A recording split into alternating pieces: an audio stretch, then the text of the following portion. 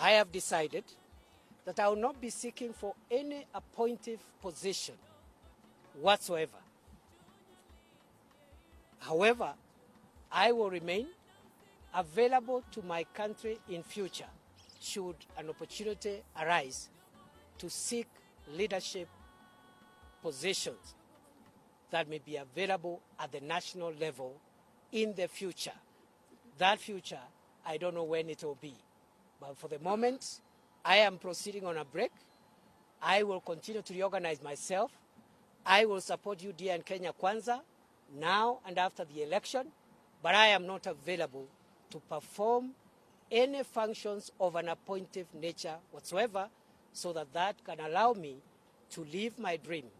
When I left the academia and when I left my profession some 10 years ago, I knew I would have had an illustrious career as a technocrat and as an appointed official.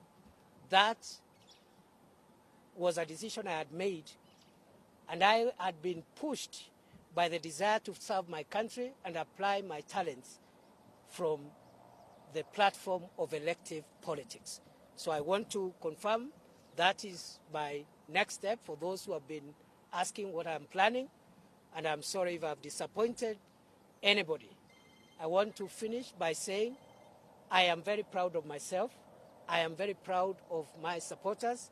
I am very proud of my electorate, and I am very proud of how far Kenyans have traveled in terms of making it possible for any Kenyan to realize their dream and to contribute in the development of our country. I will not quit. I don't know the language of quitting. I'll stay put. I'll stay focused. I'll stay loyal to my friends. I'll stay loyal to my party. And I'm not also quitting the political space. This is my country. This is my homeland.